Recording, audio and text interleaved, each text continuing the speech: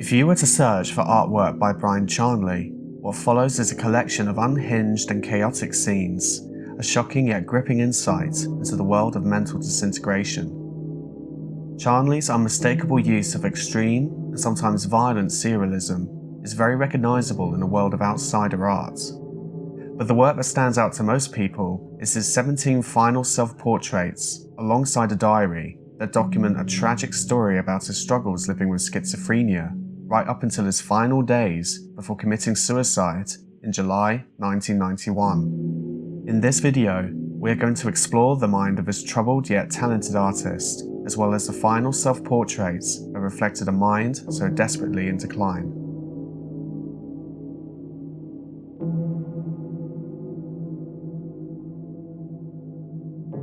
Bryan John Charnley was born on the 20th of September 1949 in Stockton-on-Tees.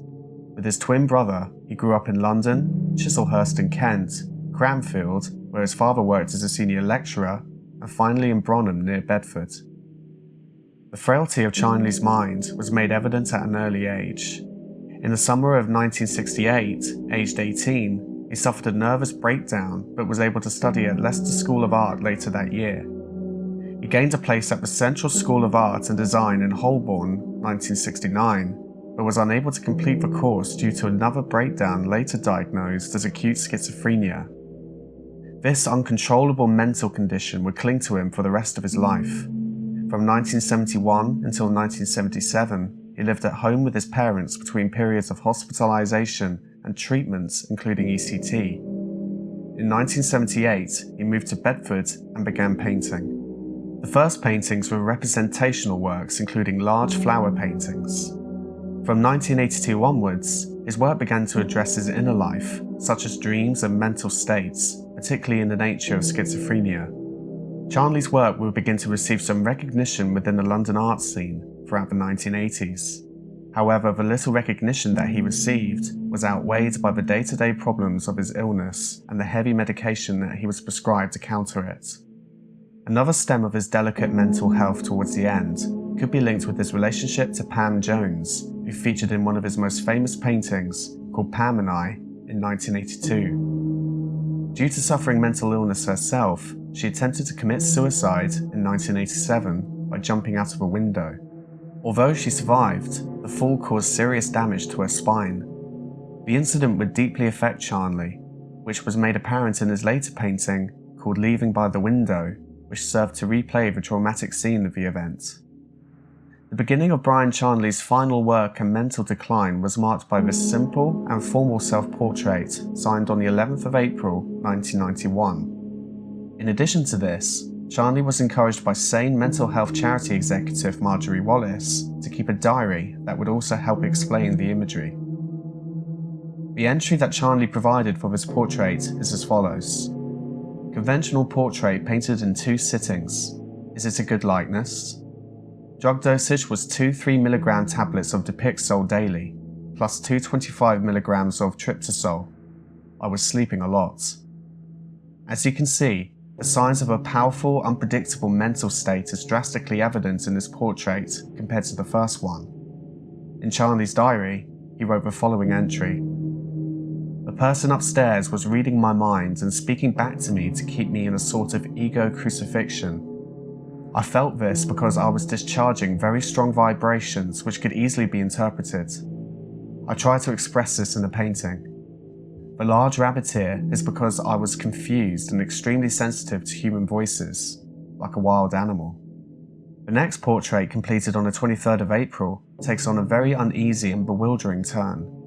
The portrait is done in a very primitive style, virtually unrecognisable to Charnley's previous paintings, displaying a characterless face with eyes and mouth crossed out, as well as what appears to be 2 dates that have also been crossed out. The face is surrounded by a disordered array of different colours and shapes, possibly to reflect the madness of the world around him. In his diary, Charnley entered the following. I had come to the conclusion that most people around me had some extrasensory perception ability which gave them access to my mind. In this respect, I was like a blind man, hence the crosses on the eyes. They also let me know verbally what they had picked up from my thoughts. I was like a dumb man in this respect. and hence the cross over the mouth. I crossed out dates because I was becoming obsessed that I'd taken 2 sittings rather than 1 on the first portrait. The following day, Charnley completed his next portrait that would continue to express his mental collapse. What is featured is a face, again done in a primitive style, that appears to have a mouth drawn over with opposite expressions several times, with a smoking pipe resting out of it. The face is surrounded by black horn-like shapes, apparently the horns of extrasensory perception, functioning as grinning mouths, possibly reflecting the feeling that people are constantly watching and constantly smiling in a menacing way.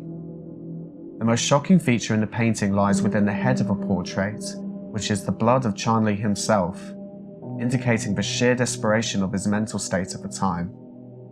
In his diary, Charnley advised the following: "The spots on the brain of the head are real blood to try and get over the mental pain I was experiencing. I was smoking heavily, hence the pipe. No eyes to see what is really going on, and a stitched up mouth. The blood is my own. I stabbed the base of my thumb. Not the kind of thing you're able to do on the tranquilizers.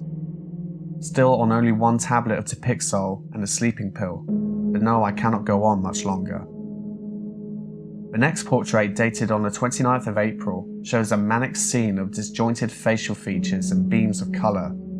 The phrase "love is strange" can clearly be seen in the far right-hand side of the painting, yet another phrase underneath it appears to be hastily painted over, possibly due to the overly compulsive nature of Charnley's mental condition. A cigarette can also be seen in the painting, continuing a theme of subsequently being crossed out. This is made more clear in Charnley's diary. Things had really been getting out of hand. A strange spiritual force was making me feel like I shouldn't smoke, or I would incur a disaster. This was driving me crazy as I am normally a heavy smoker. I kept taking high dosages for the next few days, but nothing was really having any effect, and I felt I might have to go to hospital. On May 22nd, it is made clear that Charnley's focus is dwindling further, as his portraits seem to lose consistency, becoming less like self-portraits, more like an inward scenic view of his mind, with more features displayed such as insectoid themes that would become more prevalent in his later portraits. But some themes seem to be continuing, such as his smoking habits and his use of glaring eyes in the distance. In his diary, Charnley explained the following: "I was almost completely without energy. This explains the simile technique. I hadn't the energy for anything else. This is expressed by the pupa, the torpid state in insects. The spirit expressed by a bird is crushed by the maggot. My Oedipus complex is represented by the hooded phallus. My conflict of thought expressed by the man with 2 heads, one is a nose. The clothesline is to say that all my dirty washing or thoughts are on display. The split crosses are a reference to my schizophrenia, being a type of ego crucifixion. The man with the hat is watching me and keeping everything under his hat. Additionally, the split in the cross expresses lack of real direction, of a split in the will, as with the man with the nose head. The portrait signed on May 6th appears to be returning to Charnley's typical style, with a more blatant take on the self-portrait theme, but with obvious differences. The bullseye above his head refers to the feeling of constantly feeling targeted by people around him, with the arrows possibly symbolising the cruel remarks Charnley believes have been thrown at him. A few days later, on May 14th, his next portrait was completed. This, according to Charnley, shows a more violent display of his ego erupting in a gory mess. "I also feel Rome was the real decider and actually crucified Christ. My ego has been crucified. My feelings, my Oedipus complex, is summed up by the leg of an Italian. I am a target with no hope of victory, only total humiliation. I completely acquiesce to this, but I'm still deeply hurt all the time." The theme of feeling like a target continues in his next portrait on May 18th, depicted by a bleeding bullseye pierced with a nail into the lips of Bryan Charnley. Joining it is the scene of bloody horror and confusion, the most prevalent feature being a giant mouth situated above Charnley's head, representing his thoughts being put on display to other people due to his schizophrenia. In his diary, he writes the following: "My mind seemed to be thought broadcasting very severely. and it was beyond my will to do anything about it. I summed this up by painting my brain as an enormous mouth acting independently of me. The trouble seemed to me, rightly or wrongly, to stem from a broken heart on my left, so I painted a great mass of gore there to express this. The foot that connects to this is pushing the mouth open for the thoughts to be broadcasted. I feel I am always divided against myself, by myself. Again, the nail in the mouth expresses my social ineptitude and an inability to socialise, which makes me a target. Towards the end of May, Charnley's portrait seemed to lean more towards his struggles with depression and heartbreak. The blue colours of this painting, signed on May 23rd, symbolises his depression alongside a giant mouth on his head, yet again a metaphor for his thoughts he believed to be broadcasted. Sound waves on either side of his head portray the paranoia of people reading his mind, as well as his hatred for humiliation. I really tire of having to explain my paintings. It is very much my tragedy that people cannot understand the straightforward poetic use of symbols I am employing. At this stage, my central worry was thought broadcasting. This would pass as I gained insight and effects of drug withdrawal wore off. I was much worried about the radio and television because I seemed to intertwine with their broadcasted waves and expose myself completely, which I found humiliating.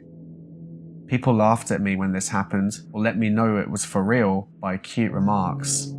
I continued my retreat from social contact. The theme of a broken heart takes the stage again in his next portrait, signed May 24th. What is displayed is a frenzied, blood-splattered heart, an interpretation of the depression Charnley was experiencing at the time. The return of insectoid themes can be seen via the spider legs protruding out of the heart on the right. Perhaps a broken heart is the cause of it all. Certainly it hurts. This is expressed the best I can on the left side. The spider legs on the right are to express my inhibitions and the feeling that comes over me as my thoughts service and broadcast. Scary. I feel all the time that I am getting nearer to a more acute expression of my schizophrenia.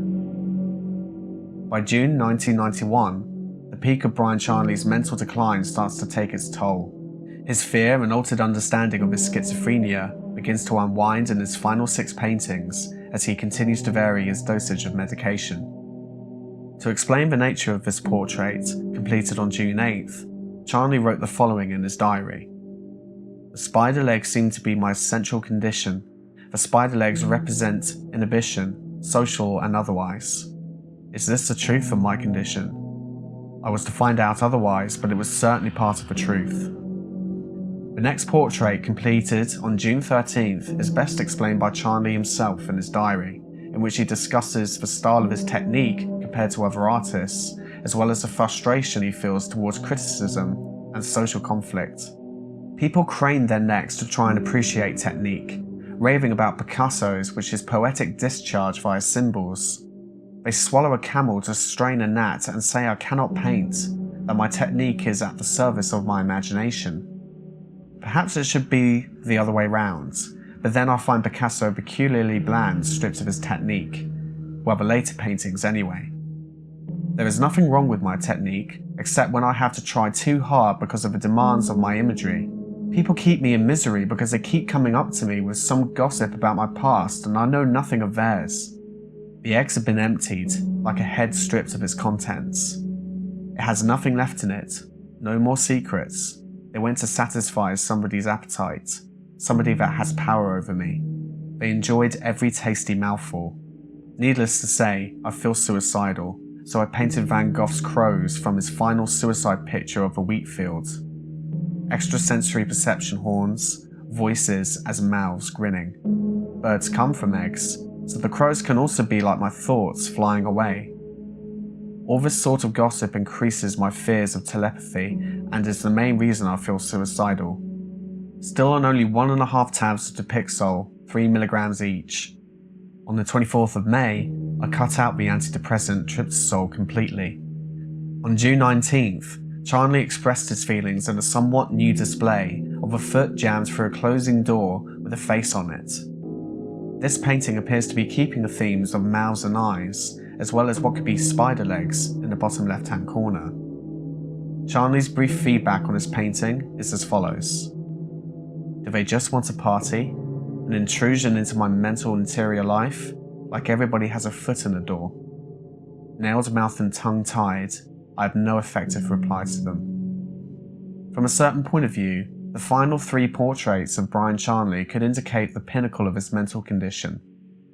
As he expressed on this portrait, completed on June 27th, describing the painting as an extremely complicated picture, as he felt he was closing in on the essential image of his schizophrenia. One other theme that seemed to continue throughout his self-portrait series would be the symbolism of being nailed down, or as Charnley sometimes described, being crucified, as nails and pins would make regular appearances in his work, once again making an appearance in this painting around the mouth region, which appears to be holding a cigarette again. The spherical head appears to be transparent, possibly indicating Charnley's fears once again of other people reading his mind. Charnley explains in his diary, "I make crazy attempts at some sort of control over what has become an impossible situation. My brain, my ego, is transfixed by nails as the Christ, who could not move freely on a cross without severe pain. My self-respect, my ego, my feelings about me are crucified as the Christ." On the 12th of July, just days before his death, this portrait was completed, this time without any clear facial features presented. Instead, a barrage of words, such as enemy and rival, planted over and over again across the painting. The phrase, "the cards are no good that I am holding, unless they are from another world," is a line from Series of Dreams by Bob Dylan, the last track on the Bootleg series, volumes 1 to 3. Towards the bottom right-hand corner of the painting appears to be quite an assortment of activity. The round objects, as well as what appears to be a syringe, could indicate the medication that Charnley was taking at the time.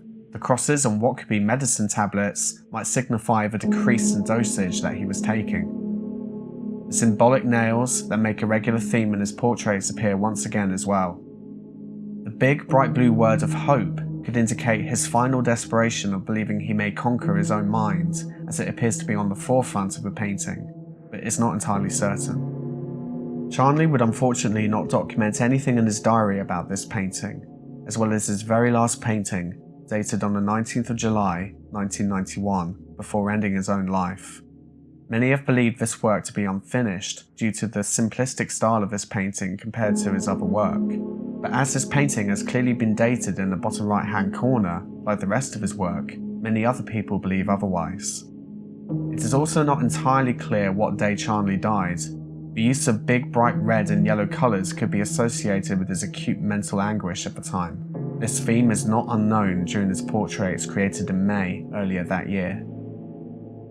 Following his suicide, Bryan Charnley's self-portrait series was exhibited at the National Portrait Gallery in 1995. In 2015, his work formed the subject of the inaugural temporary exhibition at the newly reopened Bethlehem Museum of the Mind. What makes Bryan Charnley's final self-portrait series so fascinating is how brutally and honestly it expresses the difficulties faced with living with such a controlling mental condition. The fact that his work was so heavily documented gives the portraits a truly moving story to tell, continuing to inspire and spread awareness of mental health to this day. Thank you for watching this video. I'm currently rebranding his channel at the moment and tackling dark themes within media, art, criminology and demonology and paranormal activity and things of the like. So if you have any ideas for videos in the future, please leave me a comment in the section below and I'll be sure to look into it. In the meantime, thank you again for watching and I'll see you in the next video.